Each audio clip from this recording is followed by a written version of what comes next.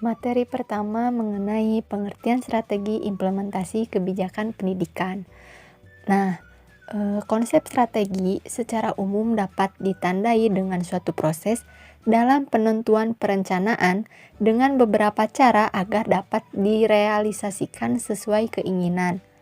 Dengan demikian, keterkaitan strategi memiliki keterkaitan yang dekat dengan sebuah perencanaan dan perumusan dalam waktu tertentu.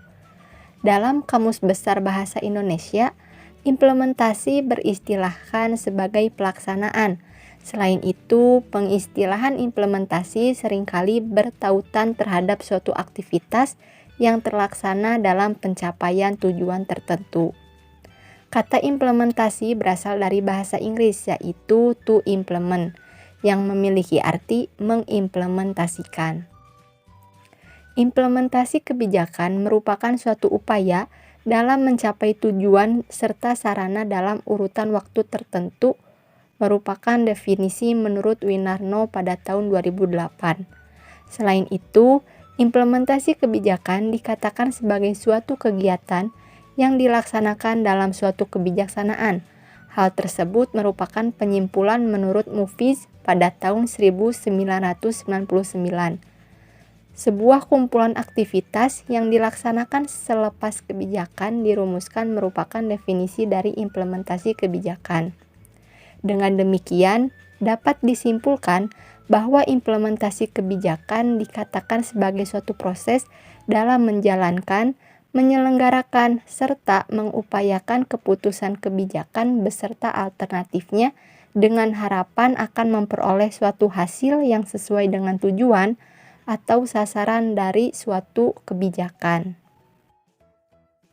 Materi yang kedua yaitu mengenai proses implementasi kebijakan pendidikan. Dalam proses implementasi kebijakan ini bukanlah hal yang mudah, terutama untuk mencapai tujuan bersama. Cukup sulit dalam merancang sebuah kebijakan publik yang baik dan adil. Proses implementasi kebijakan muncul beberapa komponen yang erat kaitannya dengan proses implementasi serta layak untuk diutamakan perhatiannya, yaitu teori dan model implementasi kebijakan. Banyak teori yang menjelaskan implementasi kebijakan, terkhususnya kebijakan di bidang pendidikan. Implementasi kebijakan dengan menggunakan teori pendekatan yang disebut the top-down approach. Pendapatnya yaitu agar kebijakan dapat dilaksanakan secara sempurna, terdapat beberapa syarat. Yang pertama, kondisi luar yang dihadapi oleh organisasi tidak menimbulkan problematika yang serius. Yang kedua, waktu yang cukup dalam proses implementasi. Yang ketiga, semua sumber saling terpadu dalam pelaksanaannya. Yang keempat, didasari oleh hubungan kualitas yang terampil dalam proses implementasi. Yang kelima, hubungan kualitas sifatnya langsung serta tidak banyak perantara. Yang keenam, hubungan saling bergantung satu sama lain harus sedikit. Yang ketujuh, pemahaman yang harus benar-benar paham dan perjanjian bersama terhadap tujuan. Yang kedelapan, segala tugas dibuat dengan lebih rinci dan disusun dalam urutan yang benar dan tepat. Yang kesembilan, koordinasi dan komunikasi yang aktif dan baik. Dan yang terakhir, berbagai pihak yang mempunyai kewenangan dan yang berkuasa dapat menuntut untuk mendapatkan kepatuhan yang baik. Implementasi kebijakan ini dianggap berhasil jika perubahan yang diharapkan relatif kecil, tetapi orang-orang yang memimpin program di lapangan memiliki tingkat kesetujuan yang relatif tinggi terhadap tujuan.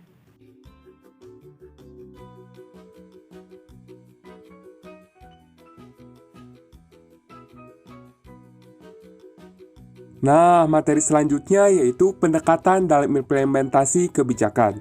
Berkaitan dengan pendekatan dalam implementasi kebijakan, sebagaimana dijelaskan oleh Hasbullah pada tahun 2015, setidaknya terdapat 4 pendekatan loh teman-teman. Yang pertama yaitu pendekatan struktural. Pendekatan struktural ini yaitu salah satu pendekatan yang mempunyai sifat top-down. Pendekatan ini mengatur untuk setiap kebijakan, termasuk pula kebijakan pendidikan, harus dirancang, diterapkan, dan dievaluasi secara tersusun. Kemudian, yang kedua yaitu ada pendekatan prosedural dan manajerial.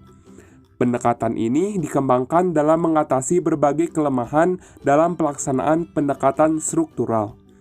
Kemudian yang ketiga yaitu ada pendekatan perilaku. Dalam pendekatan ini, perilaku manusia yang terpenting dalam sebuah penerapan kebijakan. Pendekatan perilaku beranggapan bahwa dalam pelaksanaan implementasi kebijakan, perilaku manusia beserta segala sikapnya juga harus dipertimbangkan. Kemudian yang terakhir yaitu pendekatan politik. Sesuai dengan namanya, pendekatan politik lebih mengedepankan pada faktor politik atau kekuasaan yang dapat mempengaruhi dari sebuah proses implementasi kebijakan. Nah, selanjutnya yaitu mengenai faktor-faktor yang mempengaruhi implementasi kebijakan pendidikan. Keberhasilan implementasi kebijakan ditentukan oleh banyak faktor pendukung. Dan setiap faktor tersebut saling keterkaitan satu sama lain. Pendapat yang dikemukakan oleh Edward terdapat 4 faktor. Yang pertama yaitu komunikasi, yang kedua sumber daya, yang ketiga disposisi, dan yang keempat struktur birokrasi. Yang pertama komunikasi. Implementasi akan efektif jika individu yang bertanggung jawab untuk mencapai tujuan kebijakan memahami ukuran dan tujuan kebijakan tersebut. Komunikasi dalam suatu organisasi merupakan proses yang sangat kompleks. Setiap orang hanya dapat menahannya untuk tujuan tertentu atau menyebarkannya. Ada 3 faktor yang digunakan dalam melihat capaian keberhasilan aspek komunikasi. Yang pertama yaitu ada transmisi. Transmisi adalah penyampaian komunikasi yang baik akan menghasilkan suatu hasil implementasi kebijakan yang baik pula. Yang kedua, kejelasan informasi. Komunikasi atau informasi yang akan diterima oleh para pelaksana harus jelas dan tidak membingungkan khalayak umum. Kemudian yang ketiga, konsistensi informasi yang disampaikan. Dalam mengkomunikasikan sebuah informasi yang akan diberikan dalam pelaksanaan implementasi, haruslah konsisten untuk dapat dilaksanakan. Kemudian faktor yang mempengaruhi implementasi kebijakan yaitu sumber daya. Meskipun isi kebijakan telah dikomunikasikan dengan jelas dan konsisten, implementasi tidak akan efektif jika pelaksanaan kekurangan sumber daya untuk mengimplementasikannya. Sumber daya tersebut dapat berupa sumber daya manusia, yaitu kemampuan pelaksana dan sumber daya keuangan. Kemudian, faktor yang ketiga yaitu disposisi. Disposisi adalah watak dan sifat yang dimiliki oleh pelaku seperti komitmen, kejujuran, demokrasi, dan yang lainnya. Kemudian faktor yang terakhir yaitu struktur birokrasi. Salah satu aspek struktural terpenting dari sebuah organisasi adalah adanya standar operasional atau SOP. SOP merupakan pedoman tindakan setiap perilaku. Struktur organisasi yang terlalu panjang cenderung melemahkan pengawasan dan menciptakan birokrasi, yaitu prosedur birokrasi yang terbelit-belit, yang pada gilirannya mengakibatkan kurangnya fleksibilitas dalam kegiatan sebuah organisasi. Kemudian, materi selanjutnya adalah alur strategi implementasi kebijakan pendidikan. Dalam menerapkan strategi pada implementasi kebijakan pendidikan, terdapat juga alur strategi agar implementasi tersebut bisa berjalan dengan baik. Apalagi, pengelolaan pendidikan negara kita ini bersifat desentralisasi yang mana melibatkan pemerintah pusat dan pemerintah daerah. Dengan kata lain, hal tersebut menunjukkan bahwa pemerintah pusat memberikan wewenang atau kekuasaan dalam pengelolaan pendidikan ke daerah otonom di mana kota atau kabupaten ditempatkan sebagai sentra desentralisasi. Adanya pemberian kewenangan pergeseran ini tentunya berhubungan dengan perumusan kebijakan serta pengambilan keputusan. Dengan adanya desentralisasi tersebut, maka saat proses perumusan kebijakan dan pengambilan keputusannya akan melibatkan pemerintah pusat dan daerah. Dalam mengelola pendidikan di sekolah, masyarakat atau pemangku kepentingan pendidikan atau disebut educational stakeholder diberikan hak untuk berperan secara aktif dalam pembangunan sekolah. Oleh karena itu, praktik kebijakan pendidikan diwujudkan dalam konsep manajemen yang biasa disebut dengan manajemen sekolah atau MBS.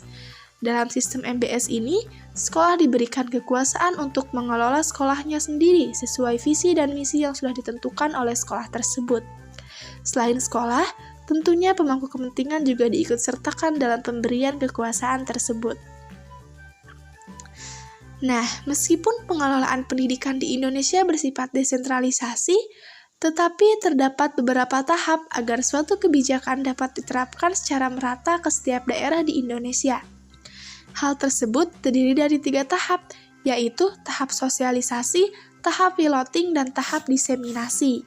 Pada tahap pertama ada tahap sosialisasi. Tahap ini dilakukan untuk menyebarkan kebijakan agar merata ke setiap daerah. Apalagi mengingat negara kita ini sangat luas, maka tahap ini haruslah dilakukan. Selain itu, terdapat juga beberapa daerah yang tidak bisa menjangkau media informasi, baik yang cetak maupun yang digital. Di samping itu juga, banyak masyarakat yang masih susah dalam menerima perubahan dalam aspek apapun. Oleh karena itu, untuk mengupayakan perubahan kebijakan yang maksimal, maka diperlukan adanya pertimbangan yang dilakukan dengan memperhatikan aspek tujuan, manusia, lingkungan, proses, hasil, dan juga kebiasaannya.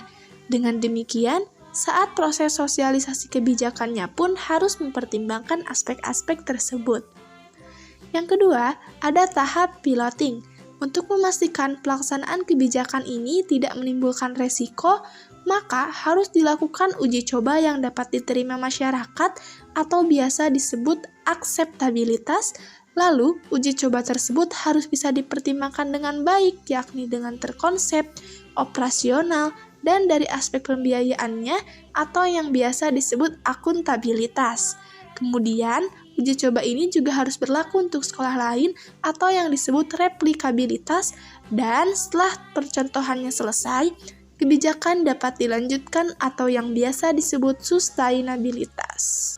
Tahap yang terakhir ada tahap diseminasi. Tahap ini dilakukan untuk penyebaran kebijakan yang sudah ditetapkan agar lebih luas.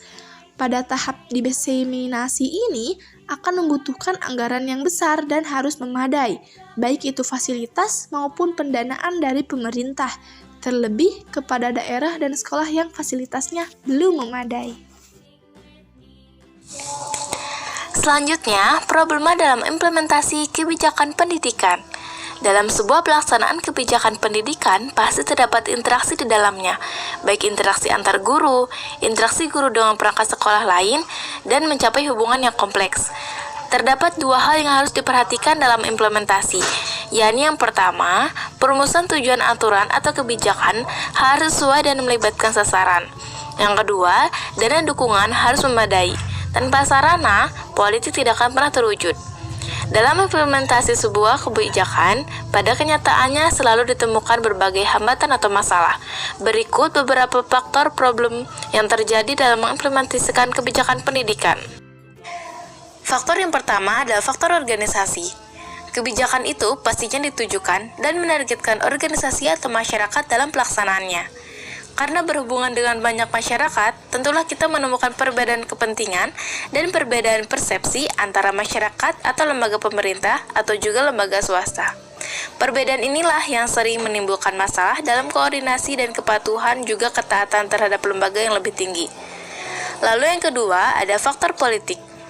Faktor politik atau faktor non-teknis antara lain yang pertama, peraturan perundang-undangan tentang masalah yang terlalu kabur karena seringnya tujuan yang ingin dicapai tidak jelas. Misalnya, masalah berurusan dengan lulusan sekolah awal. Lalu yang kedua, log rolling, yang dianggap sebagai kegagalan dalam mengimplementasikan suatu program karena kegagalan selama proses legitimasi, proses negosiasi yang dilakukan oleh pembuat kebijakan dengan menyetujui atau tidak setuju dengan proposal kebijakan melalui pertukaran atau modifikasi proposal, sehingga tujuan menjadi tidak jelas atau kabur. Lalu yang ketiga ada faktor politik antar organisasi. Pelaksanaan kebijakan pendidikan juga dapat dilakukan oleh bukan lembaga pemerintah, tetapi oleh lembaga swasta. Hal ini terjadi karena suatu kebijakan itu memiliki target atau sasaran tertentu atau sebuah kelompok tertentu. Perbedaan lingkungan politik setiap organisasi disebabkan oleh perbedaan tujuan dan persepsi masyarakat.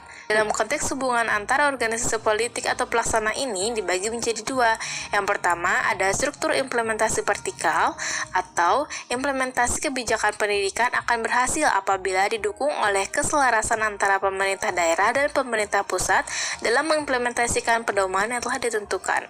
Lalu yang kedua, struktur penyebarannya secara horizontal. Implementasi kebijakan dalam struktur horizontal ini akan berhasil apabila didukung koordinasi yang baik. Pelaksanaan kebijakan pendidikan juga dapat dilakukan oleh bukan pemerintah tetapi juga swasta. Hal ini dapat terjadi karena suatu kebijakan itu memiliki target atau sasaran tertentu. Faktor yang terakhir ada faktor globalisasi dan informasi. Kendala lain yaitu dampak globalisasi dan informasi juga menjadi kendala implementasi strategi character building. Banyak siswa yang malas dan kecanduan game atau internet. Pengawasan orang tua pun dalam mengawasi anaknya menggunakan internet masih sangat kurang, ditambah lagi dengan kepedulian masyarakat di lingkungan sekolah yang masih kurang. Lalu, materi yang terakhir mengenai strategi mengatasi berbagai problema implementasi kebijakan pendidikan. Strategi untuk mengatasi berbagai kendala pelaksanaan kebijakan pendidikan yang dilakukan oleh pembina, kepala sekolah, guru, dan orang tua siswa adalah sebagai berikut. Yang pertama, meningkatkan koordinasi dan kepatuhan yang berkenaan dengan kebijakan pendidikan. Kebijakan seringkali dibuat untuk kepentingan masyarakat luas, dan terkadang persepsi setiap orang itu berbeda-beda. Makanya, diharuskan memfokuskan pada kebijakan yang diperlukan oleh orang banyak. Kepentingan setiap orang pun berbeda-beda dan haruslah meningkatkan koordinasi agar masyarakat pun dapat mematuhi kebijakan tersebut. Lalu yang kedua, dapat meningkatkan fokus dan legitimasi kebijakan pendidikan.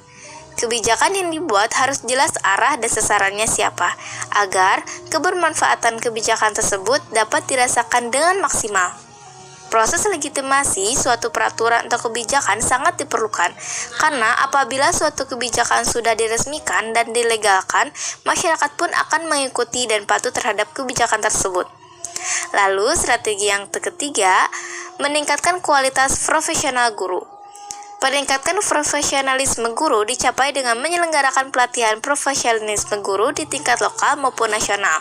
Selain itu, melalui pertemuan guru rutin sebulan sekali, di mana nilai-nilai kesiswaan dan pembelajaran dibahas dan dikomunikasikan secara khusus. Strategi yang terakhir adalah meningkatkan sinergitas sistem tripusat pendidikan. Peningkatan sinergi sistem pendidikan tripusat dilakukan dengan memperkuat peran dewan sekolah dan mengintensifkan hubungan antar orang tua dengan guru kelas. Lembaga sekolah harus mengadakan evaluasi rutin minimal sebulan sekali untuk menilai dan membahas pelaksanaan kebijakan pendidikan yang telah dilaksanakan. Selain itu, kursus pelatihan orang tua diadakan untuk membantu orang tua meningkatkan keterampilan mengasuh anak.